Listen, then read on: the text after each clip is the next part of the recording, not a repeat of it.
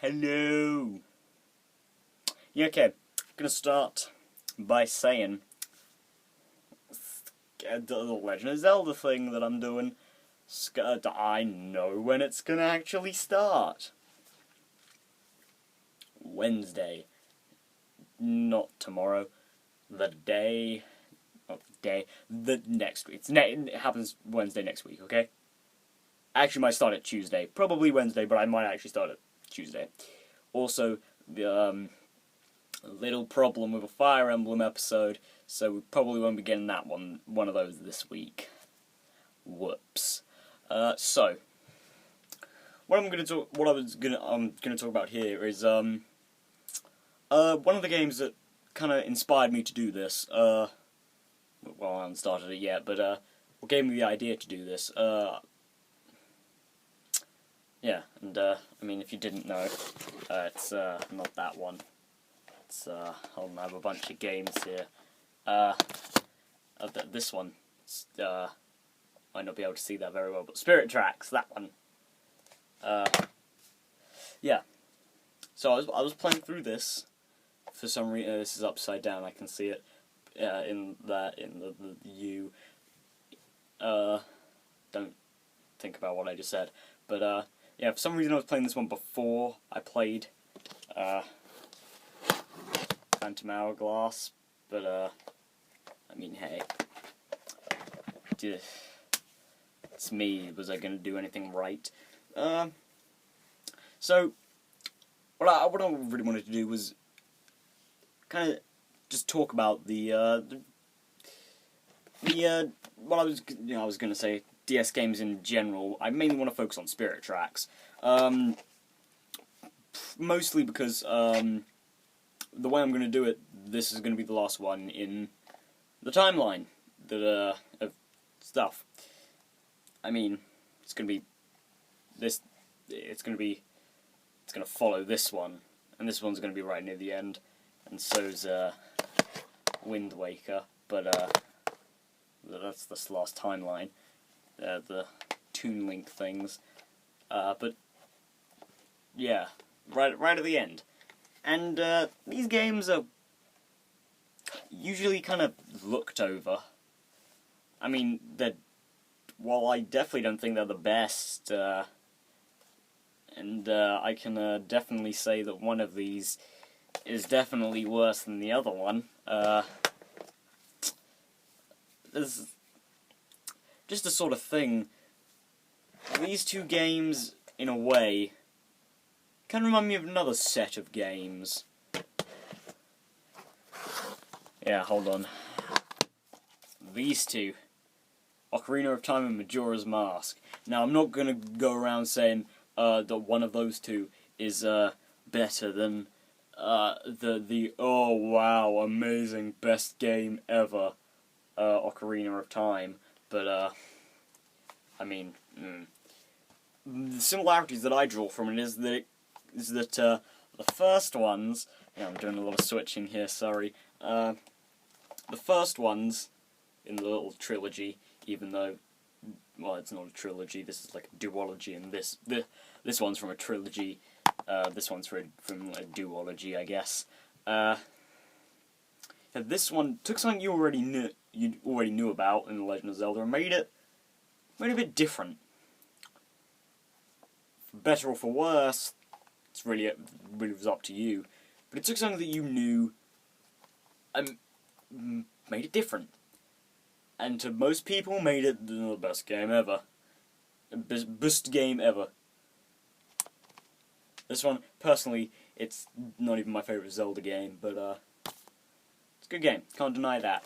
This one, Phantom Hourglass. This one took something you already knew from its predecessor, Wind Waker. The sailing. If you hadn't noticed, at the bottom, these take place on water. Pretty much entirely. Apart from the dungeons. Well, one of the dungeons in this one's a water thing. And I haven't played my way completely through this one yet. I'm about halfway done. But yeah, it took the whole water motif from this game, Wind Waker. And personally, in my opinion, I can say whether it made it better or worse. It made it worse. Because in this game, it inspired you to go on an adventure. Looking at this cover, does this make you want to go on an adventure? Huh? Does it? I mean, you may not be able to see it perfectly, but does this make you want to go on an adventure? A shadow in the background. Well, I'm not sure if you could tell, cause if you haven't played this game. Pirates. A dragon and a giant bird flying at each other. Sailing. There's also a pirate ship in the background as well, and some birds. But, yeah. This. Two guys on a boat. Does this make you want to go adventuring? You might have said yes. Me, personally, this makes me want to go on more of an adventure than this. It's just the way it is. But that's not the reason I don't particularly like this one. This one. This might turn into a bit of a review type thing. Not sure if you'd noticed. But, yeah. So, what I feel this game, Spirit Tracks, has over Phantom Hourglass, well, I mean, aside from a lot of things, mainly is the controls. I feel like this one, the controls were used for the DS well, kind of? But I think this one just did it a lot better. I feel like Spirit Tracks did it a lot better. Why did I just repeat myself? I feel like Spirit Tracks did the controls a lot better than Phantom Hourglass did. Specifically movement. While it was definitely possible in this one, Spirit Tracks, to, while you were moving, accidentally swing your sword. Specifically in things like the ice race puzzle. But things like rolling, I feel worked better in this game than they did in this one, where you had to go to the very edge of the screen, do little circles. This one you just double tapped. What seems easier, doing little circles at the end of the screen, which is always moving, by the way. Also, you know, the fact that sometimes Link just swings his sword. Or double tapping, huh? Drawing little circles, double tapping. I mean, I'm just gonna go on to Spirit Tracks now. That also takes me back to the Ocarina of Time thing. While there's Ocarina of Time here, got Majora's Mask over here. Now, this one's a very dark box. I doubt that you'll see anything other than Link and the moon in the background. That face gives many people and many a person nightmares. Ooh. What a game. Now, personally, for me, I prefer the second one to the first one. And I think many people can agree with me, specifically on Majora's Mask. This is a good game. I mean, there will be those who will agree with the whole Legend of Zelda, Ocarina of Time, best game ever. But, personally, I prefer the kind of sequel. Well, actually, this basically was the sequel. Actually, these two are very similar in that respect. They use assets basically completely ripped from the game that came before it. This game has pretty much everything taken straight from Phantom Hourglass. I know there is different stuff in there, but and this one's definitely a worse offender of this. This takes pretty much all of its assets straight from Ocarina of Time, which kind of works in its benefit because the characters are familiar and, you know, from the best game ever, so they're all memorable. But I mean, they also do their own thing with this game, and I think that's why I like it. It takes Ocarina of Time and changes it very drastically if you've ever played this game, but just on looking, it takes something that seems like a good idea, and is a good idea, and then changes it. Changes it so it's still the same game, but also changes it enough for it to be completely different. And of course, it had to be different. People love this game. I love this game. I'm not sure if it's my favourite Zelda game. In fact, it'd probably be in a tie between these two for my favourite Zelda game. But, I mean, that all may change. I still have to play Skyward Sword and Twilight Princess. But, yeah. So, back to Spirit Tracks. I know I said at the beginning of the video that this was kind of for Spirit Tracks, because this is the last one in the series. But now I'm going to start actually talking about Spirit Tracks. Now, when I compared Wind Waker and Phantom Hourglass, so does this make you want to go on an adventure? Does this want to make you go on an adventure? Of the 3 people that are watching this, not including myself, for the people who said yes, great. People who said no, okay. The people who said nothing, yeah, it'd be weird if you said anything at a screen. I can definitely understand that. Yeah, I'm definitely, yeah. I'm kind of talking to a screen right now. Not sure if you'd noticed. Well,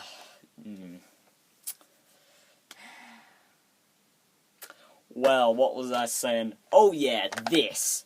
Does looking at a train make you want to go on an adventure? For me, I like this. Not necessarily makes me want to go on an adventure, but it gets me interested. And for me, I think the train's better than the boat. Or at least in this game. I don't really think there's a mode of transport in any Zelda game that can trump the boat. Because let's be honest, Epona was not good. Epona got stuck on everything. Going up the little ramp to get to Gerudo Valley. Anyone who's played that game will know what I'm talking about. It is painstakingly difficult just to walk up a little ramp because the goddamn horse just doesn't want to do it.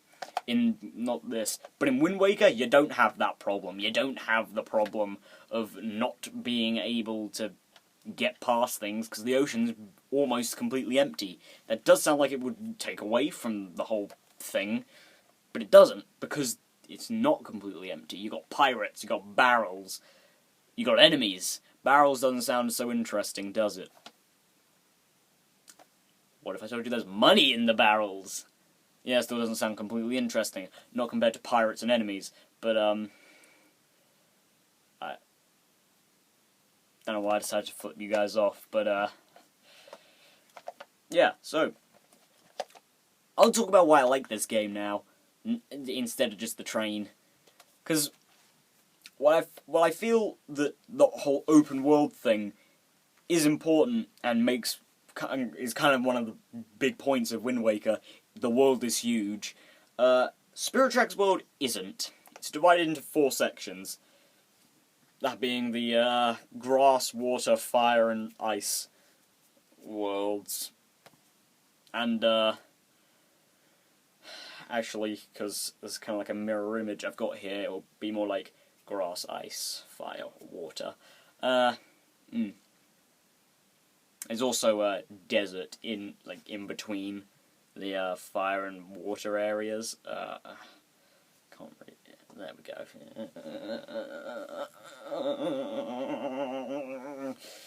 Yeah. And I feel like one of the things that may take away from this game is the fact that you're on a train, you can't go anywhere. And by that I mean, you can't go everywhere, rather than anywhere, because of course you can go somewhere, otherwise the train would be completely redundant. But, yeah, let's move away from the train now. I've already talked about how I, prefer the controls. There is one other thing I'll talk about in this that, I'll be honest, I thought was done well. This one. Zelda. Yeah, the one that the series is named after, for the first time, wink, was actually one of the main characters. A guide. A guide. Wind Waker, you had the boat as the guide. With Phantom Hourglass, you have another fairy. This, you guide Zelda. Who...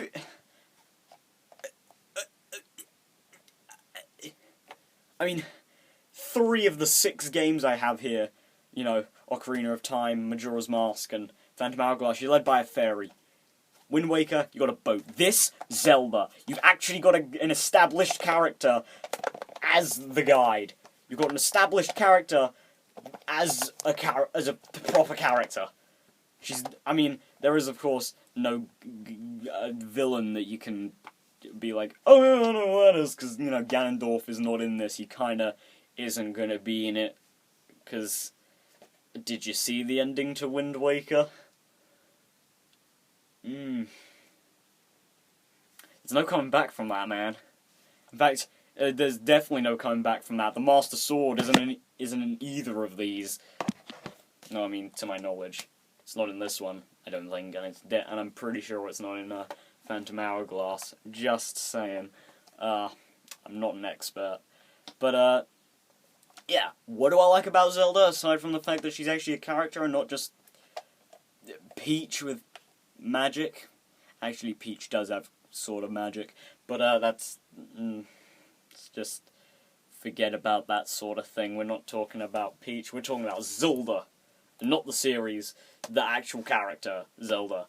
Now, I believe this is the game that came before Skyward Sword.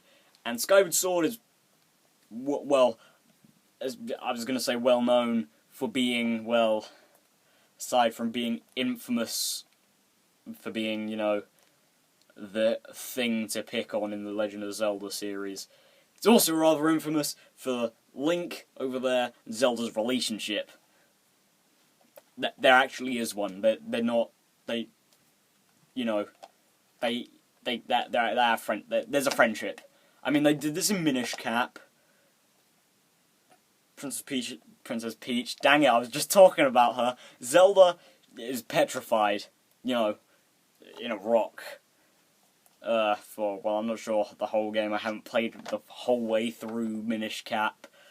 I've only played through the first 3 dungeons, I think it was. But, yes, she's stuck in a rock. I mean, I don't really know much about Skyward Sword. It's one of the 2 games that I've never played, well, outside of the 4 Sword games, but you need friends for that. I don't have any of those. Yeah, so to actually have Zelda not only be okay.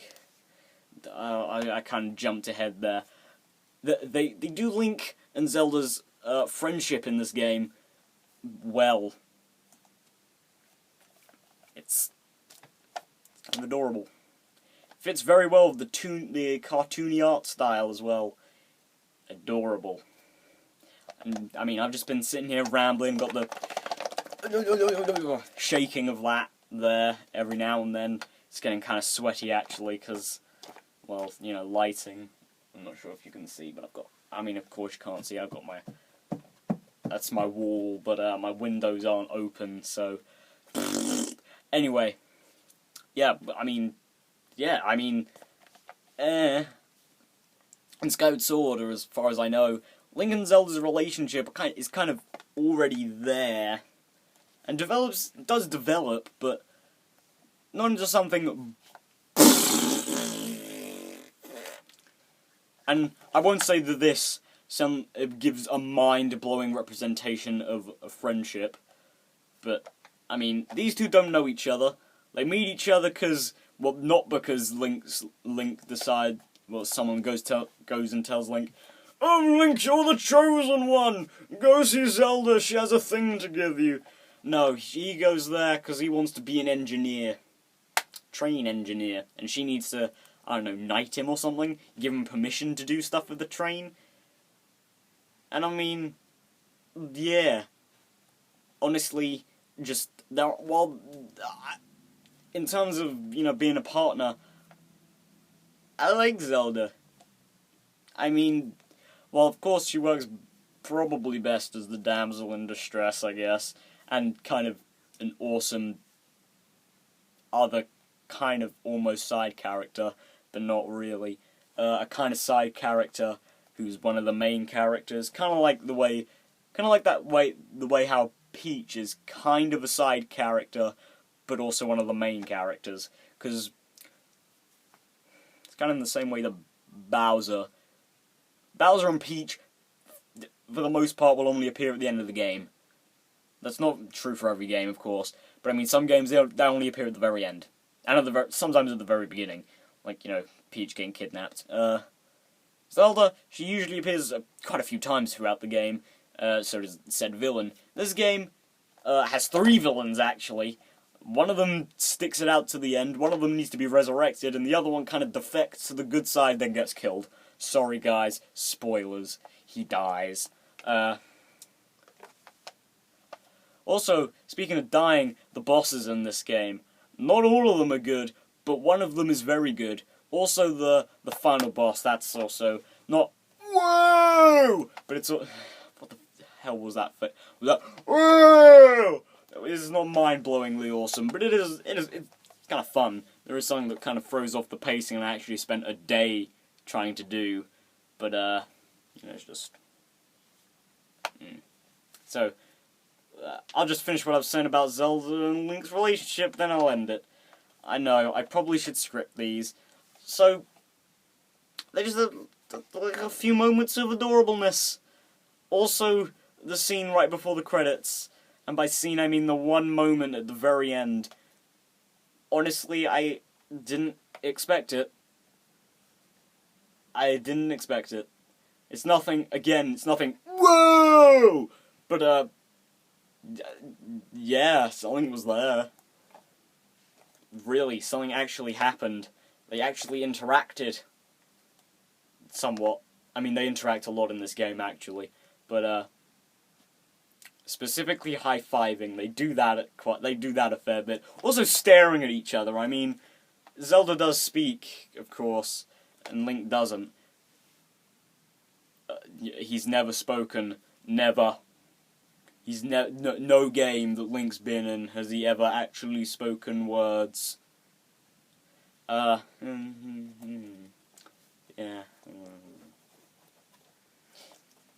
Yeah, I don't know what that was either. I also don't know where I left off. But, I'll just, you know, summarize what I was saying. Their relationship develops from just complete strangers into good friends and ends somewhere, I guess. It ends somewhere. Anyway, that was that. That happened. So, I just put this back out there. That Legend of Zelda thing is going to start with Skyward Sword. Next Wednesday. Possibly even Tuesday. And, before you suddenly think, because I'm terrible at holding to my word, oh no, it's gonna be late. It's at the very, very latest Friday. Trust me. Not this Friday, of course, next Friday, but what you gonna do? So, goodbye, see you later, and possibly see you in Alpha Sapphire. Possibly. You probably won't watch it, but hey, there. In one of the episodes that I think is going to come out on, in the episode that's going to come out on Friday, there's going to be something good. Depending on your definition of good, but you know, it's tension, I guess. So, yes, I will see you in a different video. Yeah. Maybe an early one. Maybe an earlier one. Maybe a later one. Don't know what I'm pointing at. Apparently that's the past and that's the future. And this is the present. You know what else is in the past? 24 minutes, nearly 25 minutes of your time. Where does it all go? How can I possibly ramble for so long? Why am I still rambling? Why haven't I ended the video? Because I'm as dumb as a piece of plastic. I guess I dropped the thing. well, I'll just keep it nice and simple. Goodbye.